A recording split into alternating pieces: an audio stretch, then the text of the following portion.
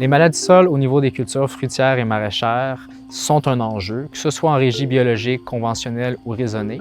Puis plus on va cultiver sur une même parcelle, plus l'enjeu peut devenir important. Donc la pression, la population de ces maladies-là va vraiment se bâtir avec les années si des pratiques ne sont pas mises en place pour essayer de limiter cette propagation-là.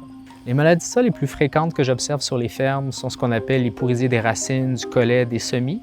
On parle de pourriture pythienne, phytophtoréenne, des rhizoctonies, sclérotinia aussi, qui est une maladie généraliste.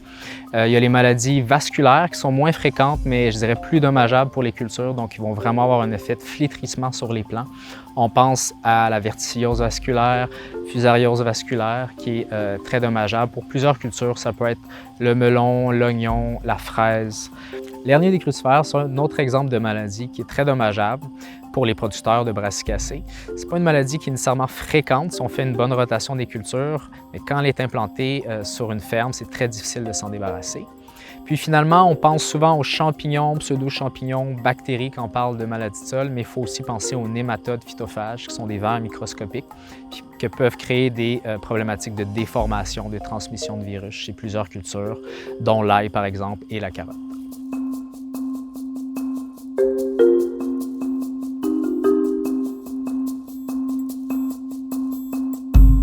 Au niveau des facteurs de risque, il y en a beaucoup. Je vais en cibler 3. Je dirais la rotation des cultures, la santé des sols et la biosécurité.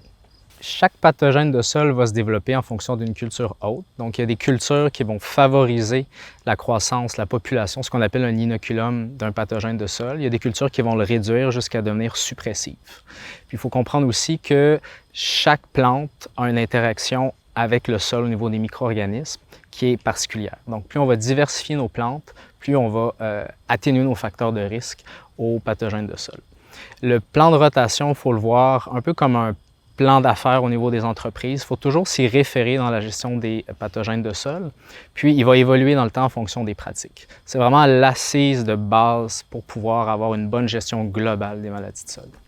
Un sol en santé, c'est un sol qui permet de mieux résister aux attaques des pathogènes, ce qu'on appelle un sol suppressif. Un sol en santé, on peut le diviser en 2 catégories. Donc, il y a l'aspect microbiologique du sol puis l'aspect physique et chimique. Au niveau de la microbiologie du sol, on veut une activité qui est intense, microbiologiquement parlant, et puis aussi qui est diversifiée. Puis les mécanismes d'action des micro-organismes vont être par la compétition, que ce soit au niveau des nutriments et de l'espace, par le parasitisme, par l'induction du système de défense des plantes, puis il y a même de la sécrétion de molécules antibiotiques qui vont affecter les pathogènes de sol. Au niveau des facteurs physiques et chimiques, on peut penser au drainage, à la compaction, on peut penser au pH, à la teneur en matière organique, à la fertilité des sols de façon générale. Puis ces facteurs-là vont vraiment influencer la santé des plantes. Donc une plante en santé est aussi une plante qui peut mieux résister aux pathogènes. La biosécurité, c'est avant tout prévenir. Puis la prévention, c'est toujours plus facile d'éviter l'arrivée de pathogènes dans le sol que de tenter après ça de les réduire et de les réprimer. Puis je dirais que la biosécurité part avant tout avec un bon plan de biosécurité. On pense souvent au plan de rotation, au plan de ferme. Il y a plusieurs entreprises qui vont oublier la biosécurité en point de vue d'un plan de match. Il y a plusieurs éléments dans un plan de biosécurité. On peut penser à la base à avoir des matériels végétaux qui sont initialement sains. On parle des semences, on parle des boutures, des transplants. On peut traiter les semences aussi, donc des protocoles de traitement de semences. Je dirais aussi que l'identification à l'espèce est importante. Il peut y avoir des différences importantes entre des espèces, donc le genre peut être similaire, mais en fonction, dans le même genre d'une maladie, on peut avoir des maladies qui sont plus des pourrisiers des racines, d'autres qui sont plus vasculaires, donc qui sont pires au niveau des rendements et de l'impact sur les cultures. On peut penser aussi à un protocole de gestion de la main-d'œuvre, que ce soit les déplacements des équipements, la désinfection des outils, des équipements est super important d'avoir un protocole clair qui est bien communiqué. Au niveau de la gestion des résidus de culture, des lésions en cours de culture, qu'est-ce qu'on fait, comment on les élimine, où on va les porter, est-ce qu'on les incorpore rapidement? C'est toutes des questions qu'il faut se poser et selon les pathogènes qu'on a, on va adapter ces pratiques-là. Finalement, il faut avoir un bon registre, avoir un bon historique des interventions qui ont eu lieu, de la date d'arrivée d'un pathogène, où il était placé dans la rotation.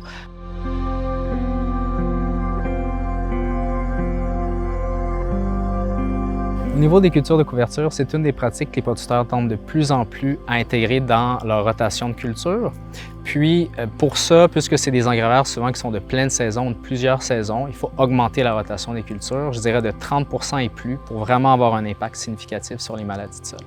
On veut augmenter la diversité des plantes qu'on a dans notre rotation de culture fruitière et maraîchère. On parle de graminées et de polygonacées particulièrement. Donc, par exemple, des céréales de printemps, des céréales d'automne, du sarrasin ou des prairies courtes vont vraiment aider à baisser les inoculums de différentes maladies de sol à la ferme.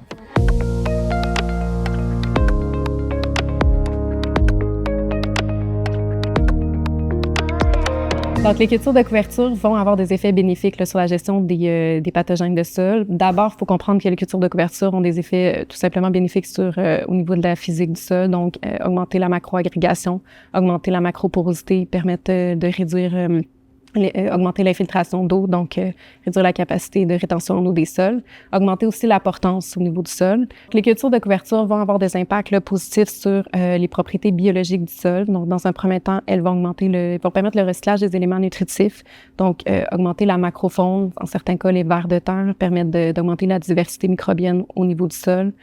Puis également, on a remarqué une augmentation là, du carbone organique qui est rétentionné, puis la fixation de l'azote également.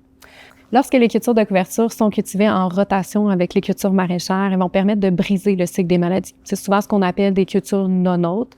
Puis la rotation avec des cultures non-hôtes, c'est une des stratégies les plus intéressantes là, au niveau de la gestion des pathogènes de sol, parce qu'il y a certains pathogènes qui ont de la difficulté à pouvoir persister dans leur environnement si elles n'ont pas de culture hôte là, pour pouvoir se reproduire. Ce qu'on sait aussi, c'est que la période là, où on a une culture de couverture qui est une plante non hôte, plus elle est longue, cette période-là, plus on va avoir une diminution de l'inoculum pathogène au niveau du sol. Les cultures de couverture vont employer différents mécanismes pour venir agir directement sur les micro-organismes pathogènes. Parmi les mécanismes qui sont employés, on a par exemple la production de certains exudats racinaires, l'intensification de l'activité microbienne, la production de certains composés comme des gaz volatiles ou des métabolismes secondaires, puis également là, une modification au niveau des propriétés biologiques du sol. Donc, la biofumigation, c'est une méthode de lutte alternative qui va permettre la production de gaz volatiles qu'on appelle les isothiocyanates, qui sont produits par hydrolyse des glucosinonates, qui sont des composés là, essentiellement produits par la famille des brassicacées, comme la moutarde et la roquette, qui vont avoir des impacts directs là, sur les micro-organismes de sol. Pour que la biofumigation fonctionne, il y a des éléments vraiment importants à prendre en considération. Puis l'ensemble de ces éléments-là sont importants et doivent être mis en application avant de procéder à la mise en place d'une parcelle là, de biofumigation. D'abord, il faut être capable de cibler la bonne espèce de moutarde pour associer vraiment cette espèce-là au pathogène ciblé qui est pathogène dans le sol. Finalement, également, c'est une culture là, qui va avoir une nécessité environ 40 à 60 jours pour atteindre le stade optimal d'incorporation, c'est-à-dire le 50 % de floraison, qui se trouve à être à peu près 550 degrés jour. Les moutardes biofumigantes, là, essentiellement, par exemple, la moutarde Caliente Rojo, c'est une plante qui a besoin d'une photopériode qui est relativement longue. Également, elle va avoir besoin d'une température de croissance élevée, au minimum 15 degrés Celsius, mais idéalement 25 degrés Celsius. Donc, c'est une plante qu'on doit semer idéalement là, au début du mois de juin, fin du mois de mai, début du mois de juin, tout dépend des secteurs. Puis, les meilleurs résultats ont été obtenus là, avant le mois d'août également. Un autre élément essentiel à prendre en considération, c'est que c'est une culture qui est exigeante. Donc, c'est une culture de la famille des brassicacées. Donc, elle demande environ 100-150 unités d'azote. Donc, elle doit être fertilisée avant le semis. On doit également mettre du soufre, donc environ 30 à 40 unités de soufre, kilogrammes à l'hectare de soufre, pour permettre là, la production de certains acides aminés et des glucosinonates, qui est essentiel. Par la suite, on a certains paramètres de sol à prendre en considération. Donc, d'avoir une humidité là, qui est constante tout au long de la production, dès le semis jusqu'à l'incorporation. Le pH doit être également supérieur à 5,5 de pH, donc un pH qui n'est pas acide parce que la réaction de biofumigation ne fonctionnera pas. Puis, une des étapes les plus importantes, c'est le broyage de la moutarde. Donc, le broyage de la moutarde doit être fait avec une faucheuse à fléau, idéalement avec une lame à marteau, pour permettre de broyer là, les cellules le plus finement possible pour permettre la réaction, la production des gaz volatiles. Ça, c'est une étape très importante. Finalement, au niveau du scellement, donc la dernière étape, c'est de sceller le sol. Donc, on doit faire le passage d'un rouleau, idéalement là, pour enlever les poches d'air, puis aussi de mettre au minimum là, 20 mm d'eau qui va assurer également là, un autre scellement au niveau du sol. Donc, idéalement planifier là, la biofumigation avant une pluie. Là. Puis la dernière étape, qui n'est pas nécessairement une étape essentielle, mais pour permettre vraiment de diminuer les risques de phytotoxicité, c'est de planifier au minimum 2 semaines avant l'implantation d'une nouvelle culture pour éviter des risques de phytotoxicité sur la culture subséquente. Il faut également mentionner que la biofumigation, c'est une technique qui est non sélective, donc elle va avoir des effets là, négatifs sur certains micro-organismes bénéfiques pour les cultures maraîchères. Elle peut également modifier certains réseaux trophiques ou communautés microbiennes. Pour nommer un exemple, donc la biofumigation va agir sur certains organismes bénéfiques comme les Cynernemas ou les Heteroabscis, qui sont des nématodes entomopathogènes, puis qui sont essentiels là, dans les productions maraîchères biologiques.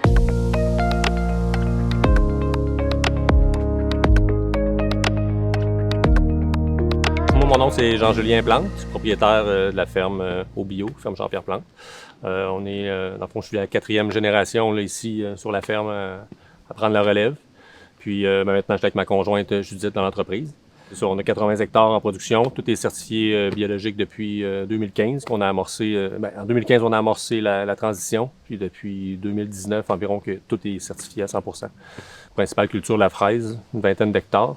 Puis ensuite, on fait des rotations avec différentes cultures. Puis on a de la framboise, bleuet aussi en vente. À la ferme, c'est sûr que les maladies de sol, à date, je me considérais quand même chanceux à ce niveau-là parce qu'il y a eu des bonnes rotations qui étaient faites dans le temps avec les générations avant moi, finalement. J'avais des sols quand même en santé. Par contre, il y a quand même des maladies ici et là qu'on voit qui arrivent. On ne sait pas, c'est peut-être avec les racines des plants, ça peut être de différentes façons. Mais oui, en fait, il y a un peu de maladies comme de la verticilliose. Avant, j'en avais pas du tout. Maintenant, j'ai quelques secteurs qu'on a repéré un petit peu la maladie. Donc, c'est sûr que la fraise là-dedans, c'est vraiment pas super. C'est ça. Sinon, du pythium. Il y a quelques maladies dans le fond qui est Phytophthora qu'on peut trouver des fois dans le sol. Là. Ben, c'est sûr qu'en régie biologique, c'est vraiment la base, c'est la rotation des cultures. Il n'y a pas d'autre façon, je pense, pour avoir des cultures saines puis rentables. C'est vraiment les rotations de culture. Là. La culture principale, c'est la fraise. C'est avec ça que je fais mon principal revenu.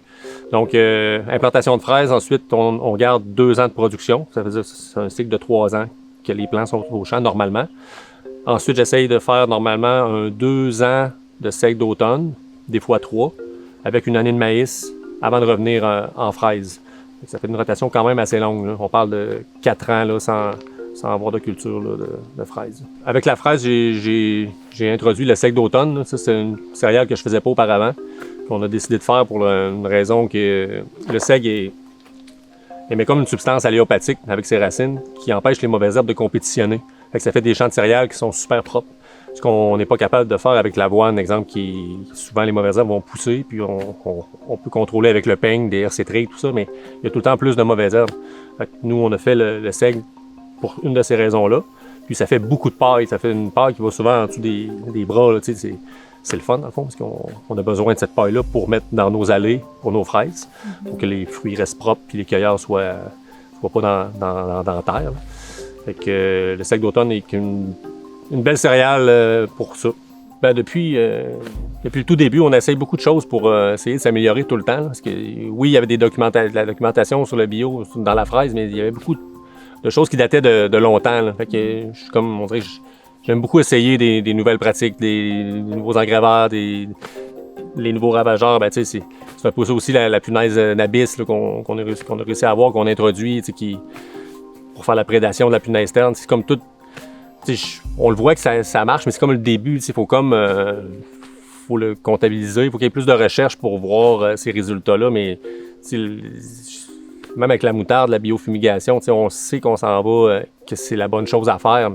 Mais de voir que je m'en rends compte directement, c'est pas réel encore. Là. On fait des longues rotations pour ça. On fait plein de choses, plein de petites choses qui fait qu'en bout de ligne, ça va marcher, ça va aller dans le bon sens. Mais moi, je dirais que la réponse à ça, c'est oui, je vois une amélioration, mais sur du long terme. Là. Pas simplement juste pour une chose qu'on a changée. Là.